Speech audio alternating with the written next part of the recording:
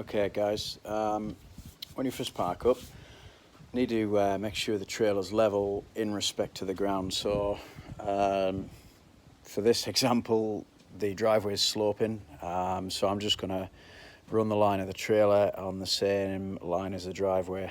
So what you can do to level it up, you adjust the jockey wheel. I'll just turn the camera around and show you. So you wind the jockey wheel down. Wind that down,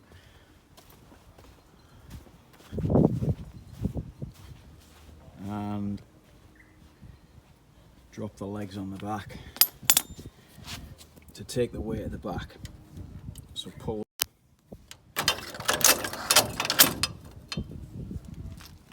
clip out, they'll drop down, maybe keep them at a slight angle,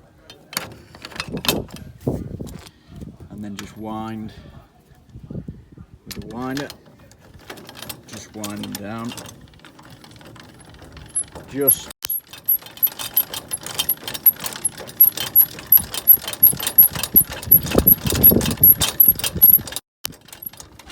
ever so slightly bite into the ground, just so that it takes a little bit of weight.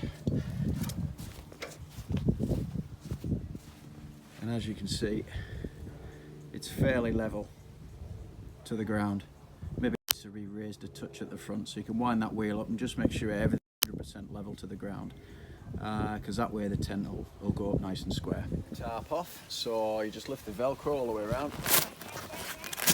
Just walk around, lift the Velcro up, and then start unzipping. Alright, so you can grab the ladder, chuck it up over there, just try and keep it protected on the top, and then you've got to fold these edges down. This is real important. You've got to then pull the edges down all the way around, and then these corners, just pull them down. It'll just keep it waterproof. Okay, so you got the tarp off. Undo these clips. 4 clips to do. Undo the clips, and then all the excess tarps that are laying on top, just throw down to your partner. Okay, so once you've got rid of all the tarps off the top, you're ready to unfold it. So you pretty much just grab the corner, you can walk across the top,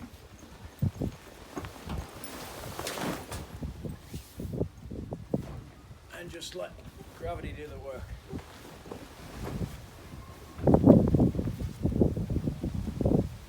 Right, so once you've got it unfolded, what you're going to do is just pretty much get the bottom and just pull it all out.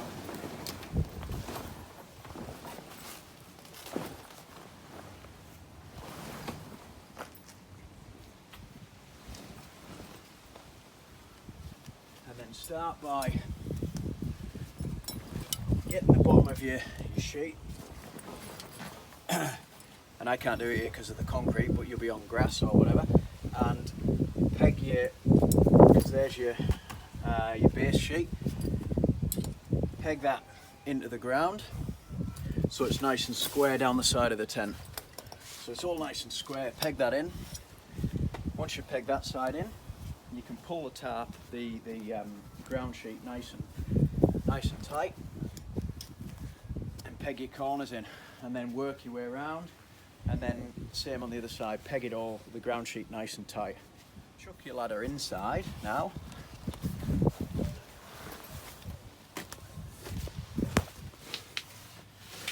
And put the ladder, pull a little sheet out to put the feet on. Put the ladder up with its feet through these little holes. And this is important because you've got to make sure that you put these up first, because otherwise they're really hard to put up. So you start from this end, and what I do is I just get on the bed, lie down, and I put my feet into the poles, and I just give it a bit of a push with my feet, like that, until you hear it click. There you go. And then the same with these, it's just raise them up. It's probably best to do it down here actually. So just get hold of these and just raise them until you hear them click. And the same on this side. There you go. And I'll just grab the camera and show you. And the little poppers pop out, the spring-loaded poppers, they pop out. And that's that piece up. So everything, all the poles you need for the inside are all stacked on here. So that's the only thing. You don't have to go and look for poles anywhere else. So grab pole number 8 times 2, and then make sure all these wing nuts, make sure the wings are all nice and loose so that it can all extend when you start pushing it, and pretty much just start pushing out. You can do it in stages. You can bring it out a little bit and nip it,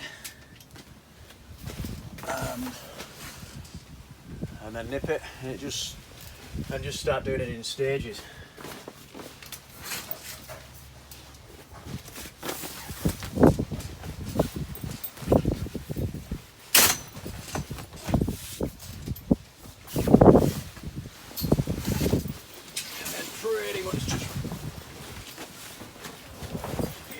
Out, but this base sheet will be tight because you've already pegged it down. So once you get that out, if you can just pass us poles number 8.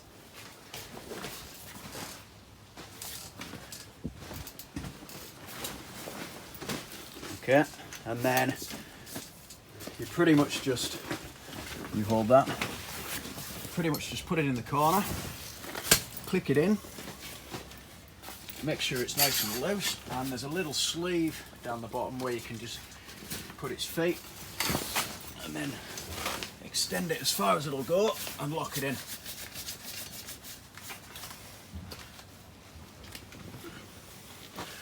And then same on the other side as well. Once you've got it all pretty rough, just work your way around, just loosen the nuts and just walk around extending each section so the canvas is nice and tight. And that's pretty much it. And then you need to, you've got these poles here, which are number 5, and they are designed to go click into there, like that, undo the wing nut, bring it out, make sure that this is pointing down so it doesn't rip the canvas, and just nip it up tight. And there's one for here, here, and over there. So there's 3 number 5s that need to go in. And once it's all up and out, you can attach the guy ropes if need be, and you can just peg down the outsides and it'll be nice and stiff. And that's pretty much it. Now the canvas for the annex is already on the roof, ready to go. If you're game enough to have a go putting the annex up, you can fold that out. And there's a diagram in the by the sink where you can the instructions to do that. So for those wanting to put the annex up, there's a little diagram by the sink. You got to make sure that your eyes are sticking out the corner. You make every one of them. There's one there, one there, one there, and one in that corner as well. So there's 4 in total of the eyes, and they're your anchor points for your annex poles. And the annex poles are found just around in the white tube, which is accessible actually from the other side.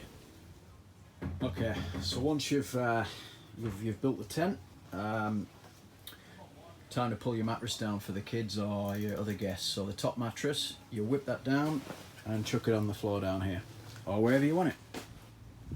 Okay, mattress down. What you do now is zip the bit that's laying down on the floor there, zip it up the side, and it creates its own little bedroom up the top. Zipped up, creates its own little room, but just make sure when you take it down you unzip that, because it stops it folding back together for some reason. Yeah, so just ensure that whatever you do, in what order, you do it in exactly the same order but in reverse to take it down. Alright, so again, when you're taking it down, you start from exactly the last point from where you put it up. So you start from that corner, take down your number 8, loosen all your nuts, let it all loose, get rid of your top sections number 5, there should be 3, should be another one in here as well, get rid of that, drop your zip, and then once it's all loose, you'll be able to take these down, the press studs. So if you just, once it's all loose, push it in with your thumb, give it a little bit of a lift, and it'll pop in with your thumb and it'll drop down. And the same with that one there. But if you try and do them the first thing you take down, you'll never get them out. So you've got to make sure you do them last, and obviously do them first when you're putting it up. And when you are packing it away, you just make sure them lights are off 100%.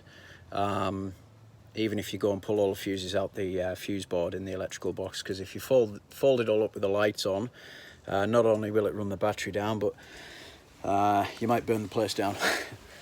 So when you come to pack up, I've just left that sheet, that's the tarp that goes over the tent. I've just left it zipped in, draping over. You can do that. The only thing is, if you get a shower, it seems to pull water. So when you're packing up, you're pretty much doing everything in reverse to which we've put it up. And then if you do that, you shouldn't have any dramas. The only thing is obviously cold mornings or mornings where you get a bit of dew. You want to be kind of letting it dry out for a while, especially that ground sheet. When you peel that ground sheet up, you'll notice that you get a lot of dew on the bottom.